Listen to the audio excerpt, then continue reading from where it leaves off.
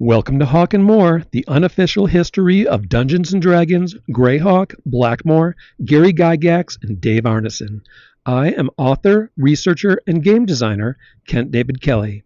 If you enjoy this video series, please consider buying a PDF or paperback version of my book, HAWK MOOR, Book 1, The Dragon Rises. See the links below in my description of this video.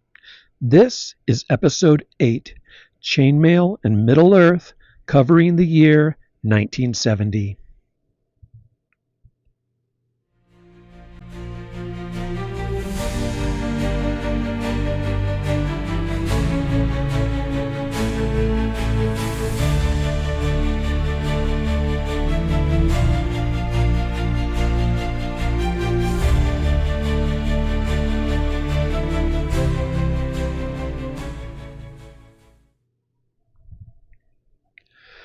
As we move forward through 1970 and toward the history of 1971, it helps to consider the two crucial worlds of fantasy gaming separately.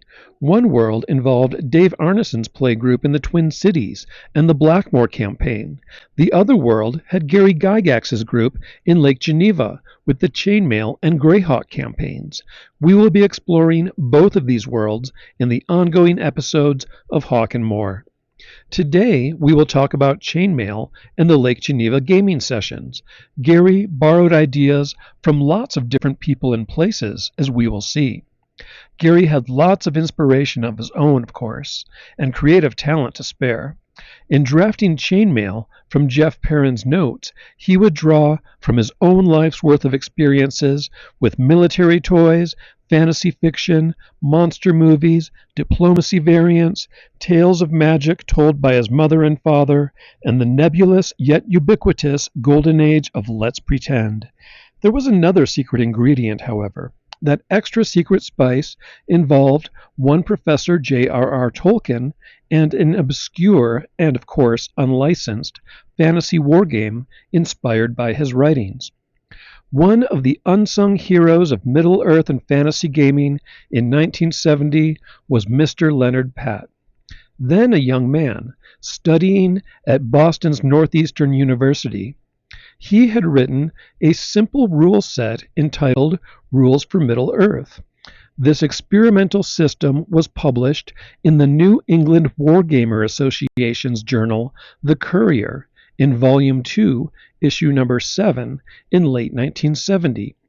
The Courier was published 8 times a year, or about once every 6.5 weeks, so we can estimate that this issue came out in early or mid-November, or thereabouts.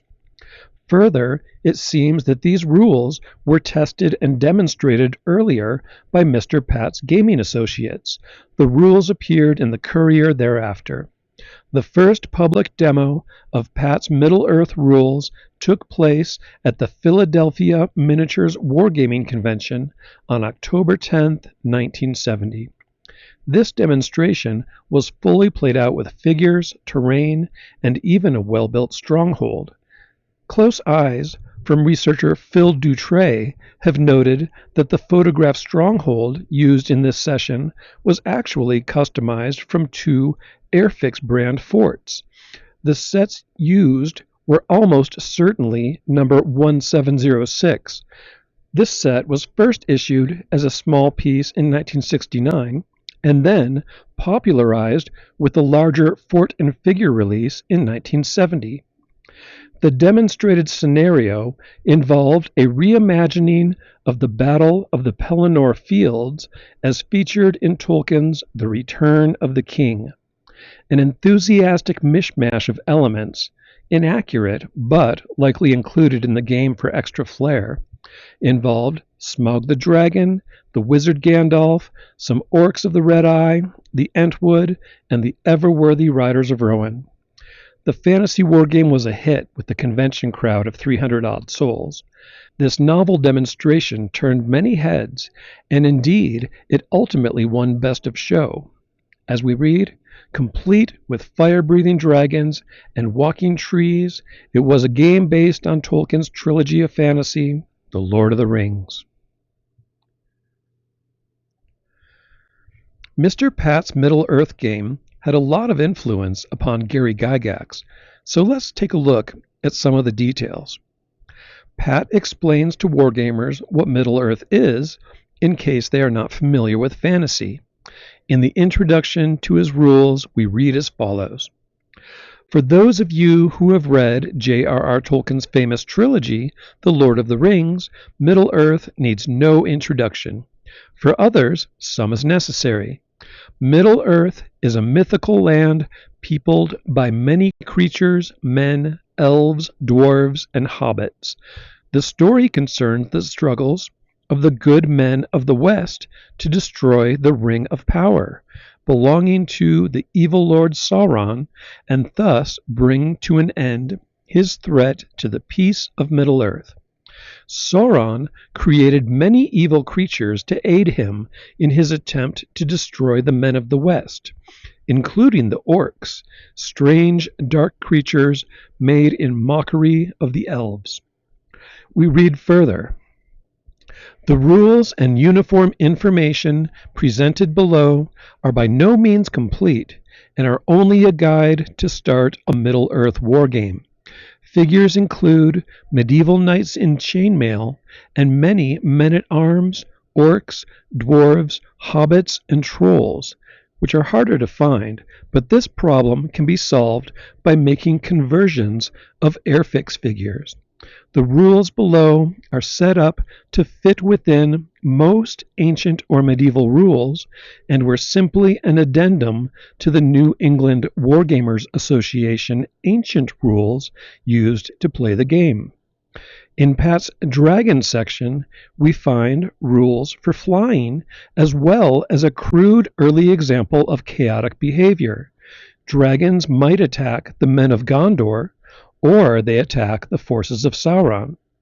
There are rules for fire-breathing area of effect cones, landing, crushing enemies, saving rolls, dragon fear, breaking morale, and arrows used by would-be dragon slayers. In Pat's Wizard section, we learn about mounted hero wizards, melee ability, unit point values, morale boosts to troops, and fireball spells.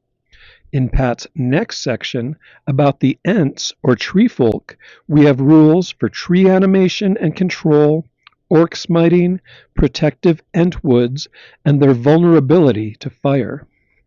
In the Orc section, we have rules for the Red Eye and White Hand factions, rivalries between Orcish factions on the battlefield, and their unpredictability when given orders that they do not want to follow. Next, we learn about heroes and anti-heroes who, to quote, have fighting prowess that approaches that of supermen. We learn about their melee might and how each is worth 5 men in points value. They are hard to kill and are fearless, requiring no morale rolls. Pat's system is rounded out with different troop types, including Axemen of Lossarnak, Archers of Morthrond, Men-at-Arms and Knights of Dol Amroth, Guards of Minas Tirith, Rangers of Ithilien, and Riders of Rohan. Heroes for the Men of the West include Prince Dwinhir, Lord Gallasgil, Faramir, Eomer, and King Theoden. Troops for Sauron include the Men of Harad, Oliphant Riders, Easterlings, and the Orcs. And the Orcs, we read, prefer to fight in the dark, damp places under the earth, but they are trained by Sauron to wage war in the land of sunlight. A lot of that interesting fantasy gaming detail would soon appear in Gary's Chainmail too. We know now that the initial evolution of many of these key concepts preceded Mr. Gygax and originated with Mr. Pat. The crucial elements which Gary borrowed and did not attribute would include guidelines for dragon flight, movement rates, rules for breath weapons, the concept of wizards hurling fireballs, much like Gandalf with the pine cones, or Oz's Wicked Witch of the West, archetypal heroes and anti-heroes, the Ents, orc armies, humanoid tribal rivalries, and clean melee combat results which predate the save or slain effects of Dungeons & Dragons saving throws. It's all there in just a couple of pages.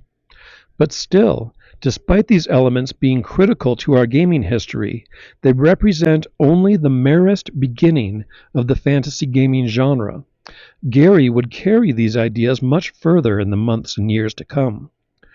We do know that Gary was a fan of The Hobbit, yet he found The Lord of the Rings tiresome and frequently felt that Tolkien was a bit overrated, or perhaps overcredited. No such reservations came from Len Pat, however, as evident in his preceding game. A Middle-earth wargame, Gary's own playgroup editions, and also Middle-earth themed diplomacy sessions would eventually lead to Chainmail, Dungeons & Dragons, and indeed the entire MMO industry as it stands today. Len Pat left that door to the realms of fantasy wide open for future expansion by other people, and he basically walked away from wargaming altogether. Without him, this new genre thrived without his future contributions. After all, what end could there be to the realm of fantasy wargaming once the initial concepts had been celebrated and ordained? Gary was inspired by his example, but many other people we've never heard of probably were as well. This was not a big deal at the time. Refining other amateur developers' wargaming concepts in unexpected ways was just an integral part of the hobby in those days. They would borrow, refine, practice, redo, and move on. Who could ever have guessed that such a random idea could indirectly lead to a future entertainment industry? But the road from Pat's game to Gygax's and Perrin's game Chainmail is a rough one that is still incompletely mapped from our current perspective. How exactly these elements from Pat first informed the fantasy supplement in Chainmail is not yet fully clear. There does not appear to have been any correspondence or collaboration between Pat and Gygax either. We can figure out some of the details, however. Toward the end of 1970, perhaps in mid-November, Jeff Perrin would have received his copy of The Courier Volume 2, Number 7 in the mailbox. It seems very likely that he would have shared this information with Gary, or Gary received a copy of The Courier on his own. And it is obvious to us now, the coincidences in concept, detail, and language are far too exact to leave us with any doubt, that Gary lifted quite a few of Mr. Pat's best ideas and drafted the future Chainmail Fantasy Supplement as his own major expansion of that inspirational and inspired game material. Pat's ideas were thus added to an ambitious brew already being formulated by Perrin and Gygax and crew. Even with Pat's strong influence, though, Gary's fantasy supplement was certainly its own unique thing. Gary's rules were carefully written, quote, to add magic armor and swords, wizards casting spells, and a large number of fantastic creatures, fire-breathing dragons, elementals, giants, trolls, and ogres to the game. And there was much more. The goals of the fantasy supplement were truly ambitious. They would allow venturesome gamers to, quote, refight the epic struggles related by J.R.R. Tolkien, Robert E. Howard, and other fantasy writers. And they would even empower the most creative gamers to devise their own world and conduct fantasy campaigns and conflicts based upon it. Gary, through his reading of Len Pat's published demo report, his own observations, and many other sources, knew full well that The Lord of the Rings was already popular with the gaming crowd. The frequently illegal or unlicensed paperbacks of The Lord of the Rings, which were appearing everywhere in America, were awakening the imaginations of college students, hippies, wargamers, soldiers, and dreamers alike.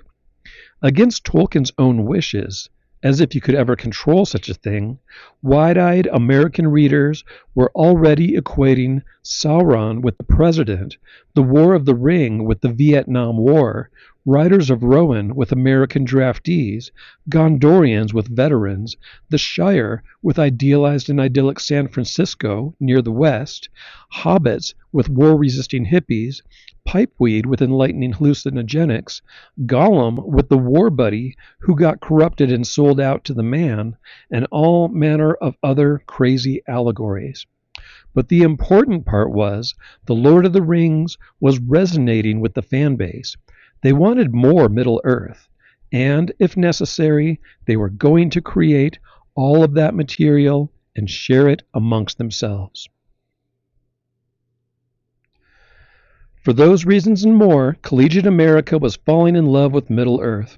The enthusiasm inherent in such an imaginative embrace of Tolkien's fiction was misguided, amusing, and highly contagious.